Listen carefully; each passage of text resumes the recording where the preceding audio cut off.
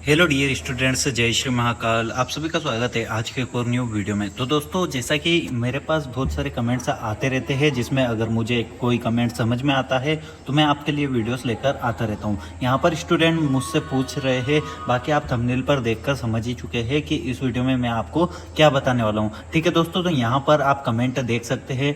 इन्होंने कमेंट किया है, नाम है अमन गेमर। अब यहाँ पर ये पूछ रहे हैं, सर आ लौट चले योजना, ठीक है, आ लौट चले योजना क्या पेपर आसान आता है या फिर मुश्किल आता है? यानी कि इनके कहने का मतलब है कि आ लौट चले एग्जामिनेशन का पेपर आसान आता है या फिर मुश्किल आता है। ठीक है, तो आगे इन्होंने लिखा है, क्या मेहनत करनी पड़ती है? Is reply okay.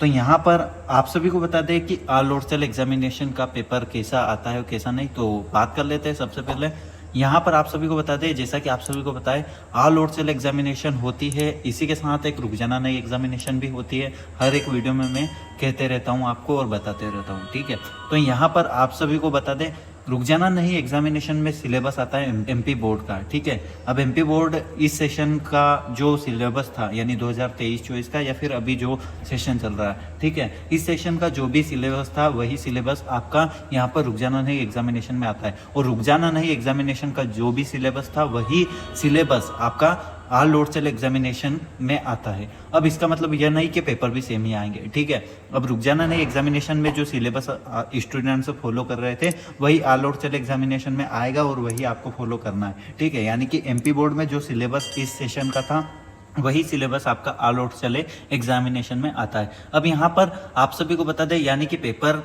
ज़्यादा मुश्किल भी नहीं रहते और यहाँ पर ज़्यादा सरल भी नहीं रहते। ठीक है, मीडियम साइज में रहते, मतलब आपके एमपी बोर्ड के जितने पेपर कठिन रहते हैं उससे तो अच्छे ही पेपर रहते हैं और सरल रहते हैं। ठीक है, यानी कि आप सभी को बताया, यहाँ पर स्टूडेंट्स पास होने के लिए आते हैं और इस योजना में पार्टिसिपेट इसीलिए करते हैं क्योंकि स्टूडेंट्स को यहाँ पर पास होना है। ठीक है, यह बातें सभी आपकी गवर्नमेंट जानती है, यानी कि वह बोर्ड जानता है जो कि यह एग्जामिनेशन करवाता है। उस बोर्ड का नाम है MPSOS। ठीक है, तो पेपर ज़्यादा कठिन भी नहीं आते हैं, बस आपको सिलेबस फॉलो करना है। ठीक है, सिलेबस के अकॉर्डिंग ही आपका पेपर आता है और ज़्यादा कठिन भी नहीं आता है अगर आप कुछ गाइड्स का इस्तेमाल करते हैं, लाइक परीक्षा अध्ययन वगैरह।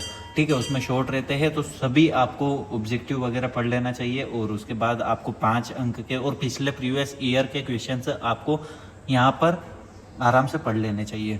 आई थिंक 5 अंक के अभी तो आपके पेपर्स में क्वेश्चंस नहीं आ रहे होंगे, बाकी तो आप सभी को पैटर्न पता ही होगा अगर आपने एमपी बोर्ड एग्जामिनेशन दी होगी तो। ठीक है, तो आपको फॉलो करना है।